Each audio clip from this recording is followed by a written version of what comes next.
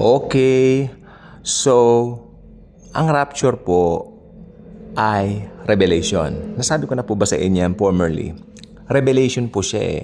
Hindi po siya prophecy. Kaya kung may narinig kayo nagsasabi, rapture, prophecy, ganon-ganon, mali po sila doon. It's a revelation. It was only revealed through the Apostle Paul. Sino ba si Pablo? Apostle to the Gentiles, sa atin pong mga hentil. So, ang rapture po ay, kung talagang titignan po at susumahin natin sa kabuuan nito, para po sa mga hentil talaga siya. Okay. So, kung binasa mo yung Matthew 24, yung mga sinabi doon ni Lord Jesus, kaya kung nabasa mo doon yun, tapos magko-quote ka ron, sasabihin mo sa rapture yun, nagkakamali po kayo. Dahil yun po ay para sa tribulation. At ang rapture po ay talagang, kung gusto mong tumingin ng verse sa rapture talaga, para po talaga sa akin yung talagang nasa Thessalonians lang po talaga. Kasi binanggit po talaga doon na, yes, and twinkling pa na hanggang baba si Lord, hindi tayo mauuna dun sa mga namatay na, diba? Tapos, we will be caught up in the air. Yun lang po talaga, for me, ewan ko po sa ibang nangangaral, pero for me, yun lang ang talagang pwede nating dependehan. Kasi sabi ng iba, yung kukunya ng isa, maiiwan ng isa, kasi marami silang nailulusot doon na mga sasabihin ng iba, kasi ganito yan, kasi ganito yan. Pero ako, para safe po tayo, doon po tayo sa Thessalonians lang. Okay? So, anong mangyayari sa rapture? Ito, very exciting ito eh. Ang rapture po, makinig po kayong mabuti. Maaari yung iba parang gasgas na CD na ito, plaka, na parang paulit-ulit. Huwag niyong iisipin ganyan. Huwag niyong iisipin ganyan yan. Ito po ay pag-ibig ko para po sa inyo. Mahal ko po kayo using the love of Jesus. Siyempre, kanino pa nga po ba, no? Gusto kong maiparating sa inyo kung ano talaga yung mangyayari sa araw na yon. Maraming hindi prepare sa araw na yon. Maniwala kayo sa akin. They're doing this, they're doing that, they're doing this, they're doing that. Either masama, either malaswa, either happy-happy, or nasa gawain ng Panginoon. Siyempre, ang pinag-uusapan dito, sino yung mga tumanggap sa Panginoong Jesus?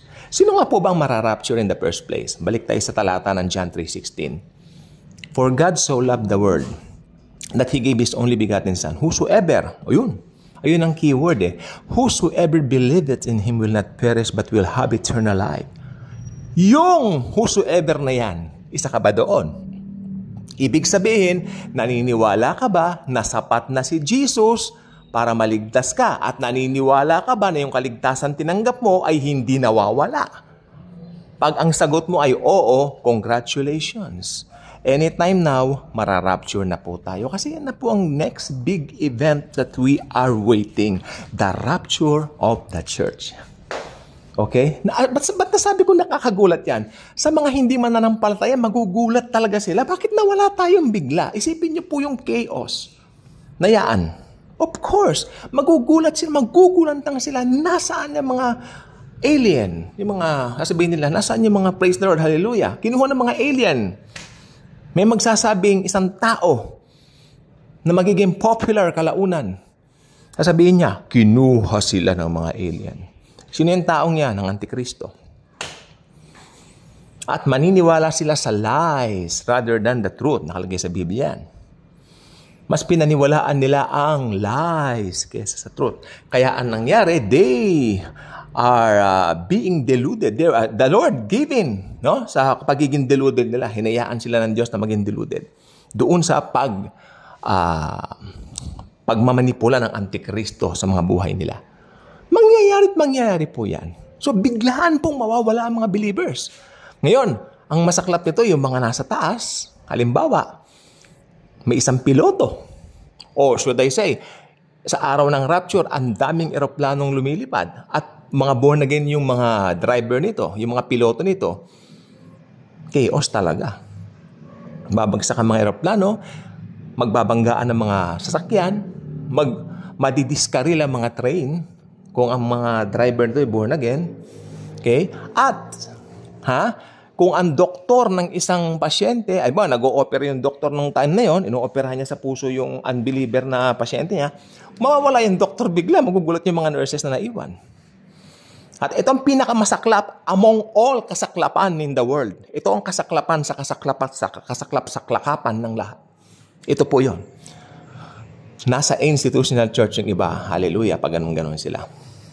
Magugulat sila, ilan lang ang kukunin. Ilan lang ang mararapture. Alam niyo kung bakit? Makinig pong mabuti.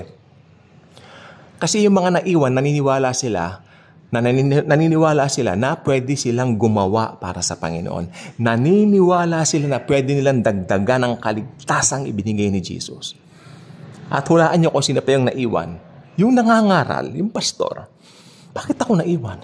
Dahil hindi siya naniwala na sapat na yung ginawa ng Panginoong Yesus sa cross. And then, pasok na sila ngayon sa tribulation. Kalaunan, after 3.5 years, great tribulation. At itong mga naiwan naman na to,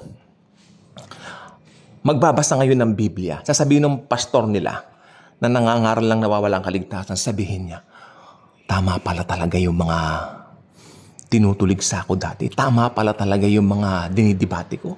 Tama pala talaga yung mga pinaparatangan ko ng mga sugar-coated. Sabihin niya, pinaparatangan ko sila, sugar-coated sila, pero totoo pala sila. Totoo pala ang full gospel ng grace. Talaga palang pananampalataya lang. Sana nakinig ako sa kanila. Pero, may mababasa ngayon sila sa Bible. Para makaligtas pa rin sila, kailangan magpapugot ng ulo. Dahil nakalagay po sa aklat ng Revelation, silang mga pinugutan ng ulo dahil kay Kristo. Yun po yun. Para maparangalan nila siya at mapunta rin sila sa langit. Kaya alam niyo yung mga naniniwala na faith plus works plus baptism, maiiwan po yung mga yan sa araw na yaon. Kasi ang mararapture lang po talaga yung mga naglagak ng pananampalataya sa Panginoong Hesukristo. Ibig sabihin, naniniwala ka na sapat na yung ginawa niya sa cross para sukat kang maligtas. Wala nang iba, no more, no less. Bye-bye po.